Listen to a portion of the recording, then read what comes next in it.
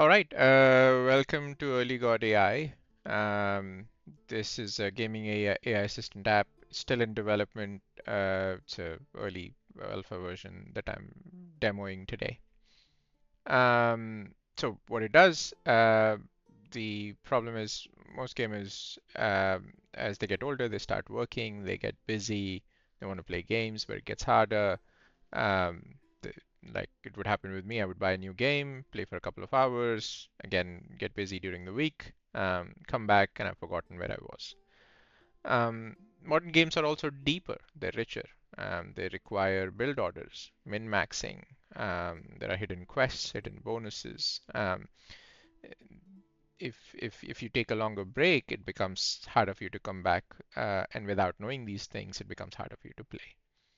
Um, So the way I've solved it in the past is I would like have a YouTube guide that I'm gonna have that I would have open on a second screen and try to follow it. It's clunky.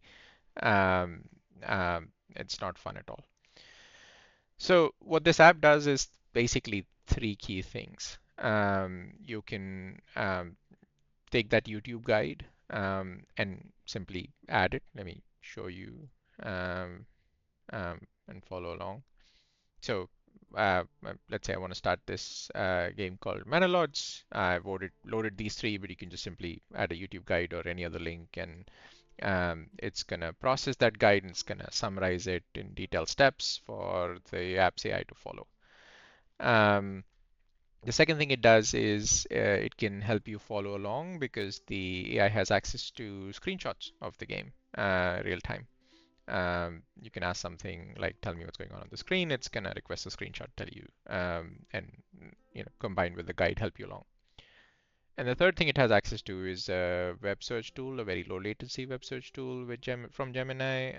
So it can access latest quests, anything that's new for newer games. It can search on Reddit, it can search on Google, um, and yeah, just bridge that gap for you to continue to enjoy your game. Um, Okay, with that, let's jump in. We've loaded a guide. I started up a game. It's pretty early. Let's jump in and see how the AI does. All right. How's it Hey there, going? what's up? How can I help you with your game today? I'm not quite sure what you mean by how's that look. Could you please elaborate or ask your question in a different way? I'm here to help with your game, so let me know what you need. Okay, help me follow a guide. Follow the guide. I've built the fisherman's hut and I've built a logging camp. What should I be building next? Ah, excellent. You've got your basic resource gathering set up with the fisherman's hut and logging camp. That's a solid start. Looking at the guide, the next crucial steps involve building a granary and a storehouse. These are vital for protecting your resources from spoilage and making sure your workers can access them efficiently. After that, you'll want to analyze your land's fertility and consider building a hunting camp if farming isn't ideal. Okay. It says I don't Sounds have good. enough goods Let to me know if build you have the. any questions as you're building those, or if you want to dive deeper into why those buildings are so important. Ah, I see. So, you're short on some materials for the granary and storehouse. What specific goods are you missing? Knowing that will help us figure out the best way to get them. Seems wood and stone. How do I get wood and stone? You're in luck. You've already built a logging camp, which is perfect for getting wood. Just make sure you have families assigned to it. For stone, you'll need to build a stonecutter camp. You'll want to place that near a rich stone deposit on your map, which you can usually spot by a grey rock icon with a crown. Once it's built and you have a family assigned, they'll start gathering stone for you.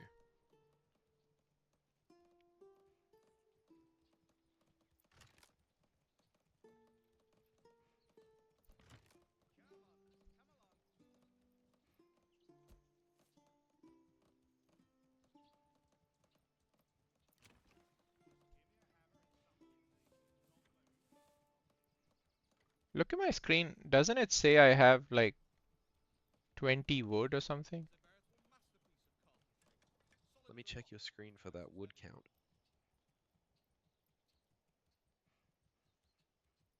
You're right, I see your resource bar at the top. looks like you have 20 timber available. It seems the issue might be with the stone, or perhaps the granary and storehouse require more than 20 timber. What are the exact requirements for those buildings when you hover over them in the construction menu? No, I think they're just lying on the ground. How do I use them? They're just sitting on the ground. Ah, I understand. If your resources are just sitting on the ground, it means your workers haven't moved them into a proper storage building yet. To fix this, you'll need to build a storehouse for general goods and a granary specifically for food. Once those are built and you have families assigned to them, your workers will automatically start moving the resources from the ground into these buildings. This will also protect them from spoilage and make them more accessible for construction.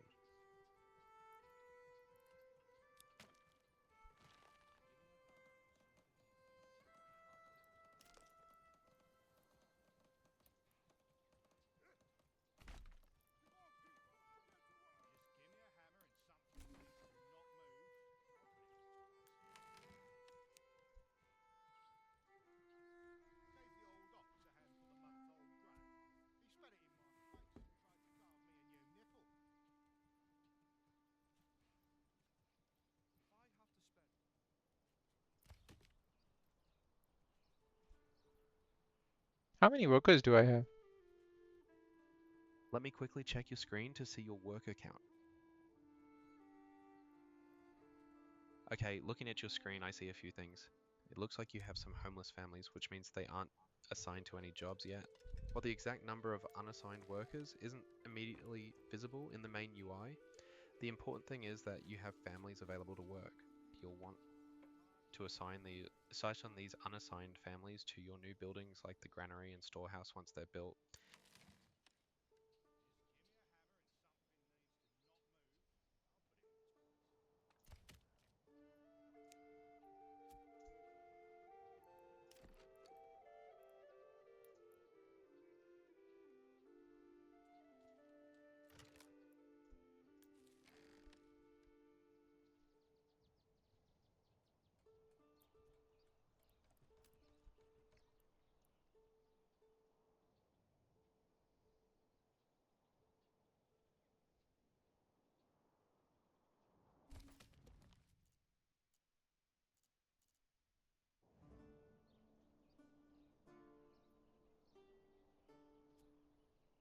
Okay, can you search online and tell me what's the win condition for Manor Lords?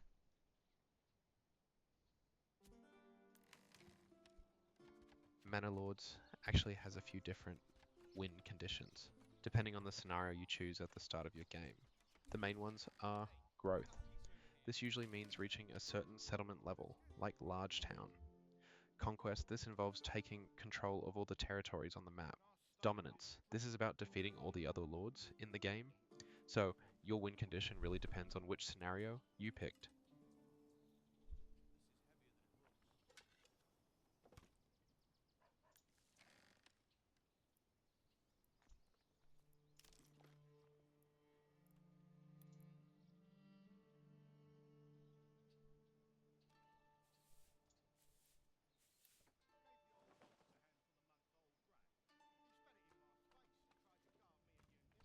Do granaries store fish? Yes, absolutely. A granary is designed to store food, and that includes fish from your fisherman's hut. It'll keep your fish from spoiling and make it accessible for your villagers.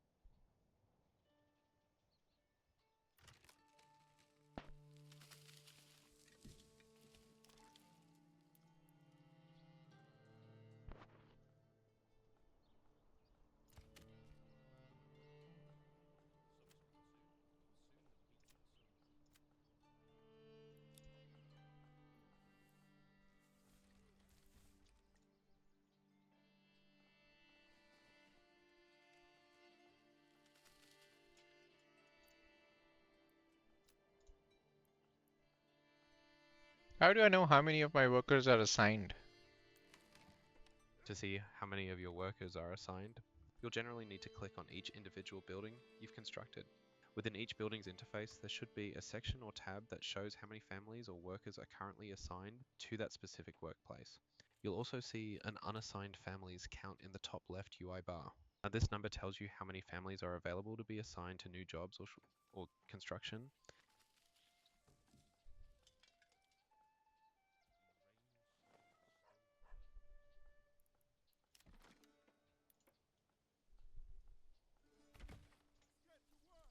All right, I built the storehouse and the granary. What next? Excellent. Building the storehouse and granary is a big step. Now that you have those in place, the guide suggests you should analyze your region's fertility and consider building a hunting camp. This will help diversify your food sources, especially if your land isn't great for farming.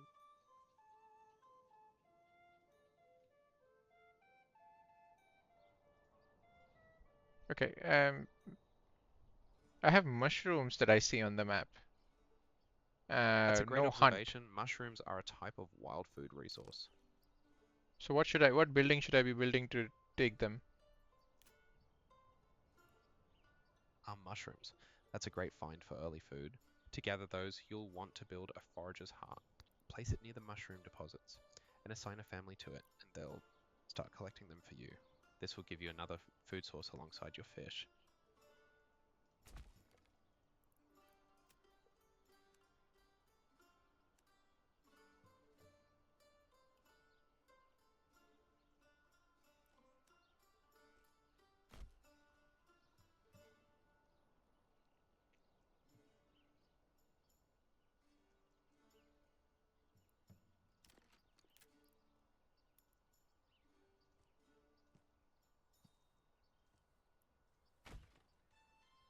How many houses do I need? The number of houses you need really depends on your population. Each burgage plot house can typically accommodate one family. Looking at your screen, I see a notification about available living space, which suggests you currently have some homeless families. You'll want to build enough burgage plots to house all of your families to keep their approval high and ensure they have a place to live and work from.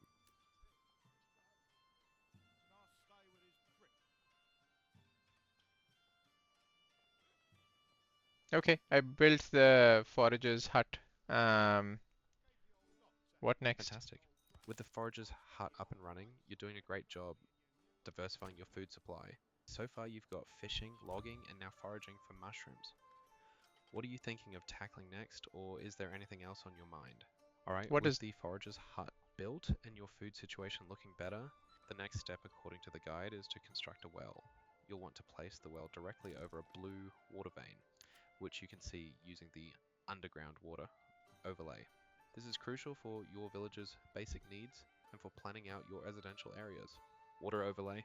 This is crucial because water is a basic requirement for housing, and placing it centrally will help with your residential planning.